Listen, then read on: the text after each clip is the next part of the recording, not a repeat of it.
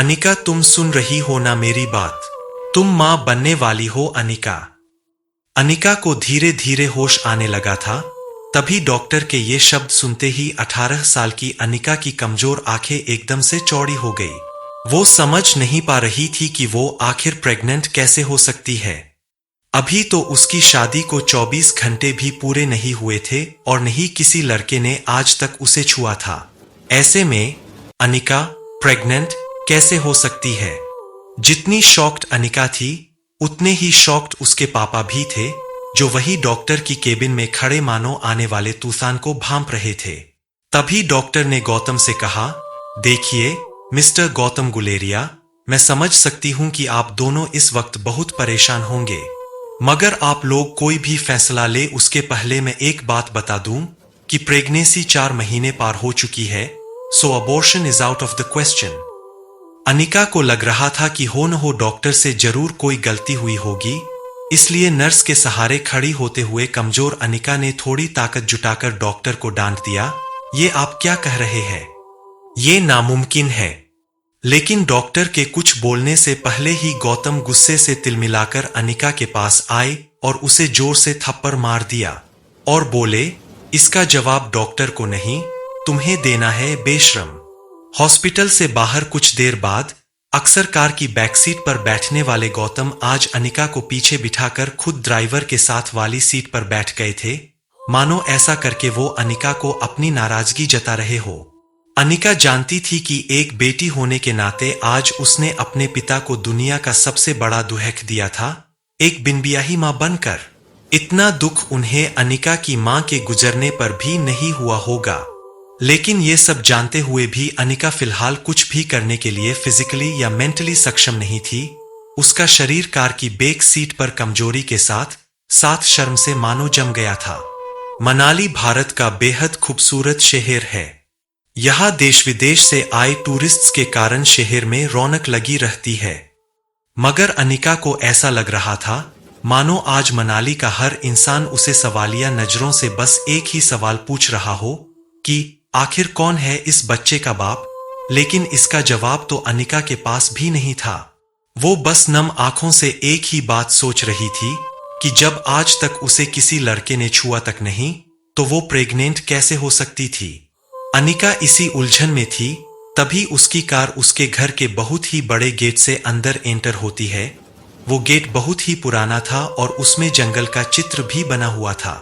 Guleria house British के जमाने का मकान था। कहा जाता था यहां इंग्लैंड के अधिकारी वैकेशन मनाने आते थे। मकान में पुराने मगर शानदार एंटिक्स, बड़ा गार्डन और बीच में फवारा बना था। लेकिन अच्छे से मेंटेन न करने की वजह से पिछले कुछ सालों से मकान थोड़ा बंजर सा लग रहा था। गौतम ने घर में एंटर होते ही अनिका के रिपोर्ट्स को गुस्से से सोफा पर फेंका और अपने सर पे हाथ रखकर एक घुर्राते हुए शेर की तरह हॉल में इधर से उधर टहलने लगे। अनिका कमजोर शरीर और भारी कदमों से गौतम के पीछे पीछे घर में दाखिल हुई। आज अनिका को उसका शरीर रोज के मुकाबले कुछ ज्यादा ही भारी लग रहा था। वैसे अनिका का वजन उसकी उम्र की लड़कियों से कम 3 गुना ज्यादा था।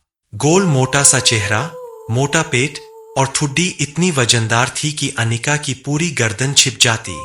120 किलो की अनिका की तुलना अक्सर लोग अनाज की भरी हुई बोरी से करते, लेकिन अनिका का शरीर जितना मोटा था, उसकी शक्ल उतनी ही मासूम और क्यूट थी।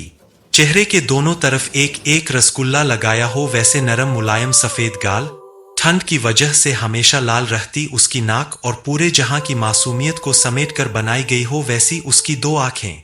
लेकिन आज तक किसी को उसका मासूम चेहरा नहीं दिखा था तो बस उसका बेडौल और निराकार शरीर। बिन मां की बच्ची अनिका को आज सबसे ज्यादा जरूरत थी तो उसके पापा के इमोशनल सपोर्ट की। इसलिए अनिका नम आंखों से गौतम की तरफ बढ़ी ही थी कि तभी गौतम भारी पहाड़ी आवाज में उस पर गरज पड़े, मुश्किल से एक मौका मिला था हमें हमारी जिंदगी को थोड़ा बेहतर बनाने का। नसीब वाली थी तुम जो डोगरा खानदान के एक लौते वारिस कुणाल डोगरा से तुम्हारी शादी हुई थी। डू यू नो कितने पावरफुल है वो लोग? मनाली का सबसे पावरफुल खानदान डोगरास। हमारे सारे कर्ज, पेंडिंग कोर्ट केस, हमारी हर तकलीफ से हमें बाहर निकाला था उन लोगों ने। लेकिन शादी के 24 घंटे में ही तुमने हमारी जिंदगी वापस जहन्नुम बना दी। उनको तुम्हारे इस कारनामे के बारे में पता चलेगा तो पता नहीं क्या होगा। और तुम्हारी छोटी बहन कामिनी, उसके साथ कौन शादी करेगा? भले ही वो तुम्हारी सौतेली बहन हो, लेकिन तुम्हारे इस कारनामे की वजह से उसकी भी तो बदनामी होगी। नहीं नहीं, जब तक ये मामला खत्म नहीं हो जाता तब तक मैं तुम्हारी छोटी बहन कामिनी को और तुम्हारी नई मां मनीषा को उसके भाई के घर भेज दूंगा। कुछ सोचकर वो बोले, लेकिन आज नहीं तो कल सबको पता चल ही जाएगा। ये बोलते हुए गौतम अपना सर पकड़कर सोफे पर बैठ गए थे।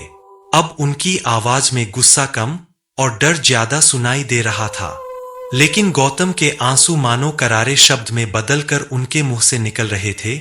तेरा पति कुणाल तो शादी करने के 1 घंटे के अंदर ही शहर चला गया था। अब इस प्रेगनेंसी के बारे में जब तेरे ससुराल वालों को पता चलेगा तो भगवान जाने वो लोग क्या करेंगे। समाज में इज्जत तो उछलेगी ही, मगर हम फिर से उसी दलदल में फंस जाएंगे जहां से निकाल कर लाए थे हमें वो लोग। काश तुम भी अपनी मां के साथ ही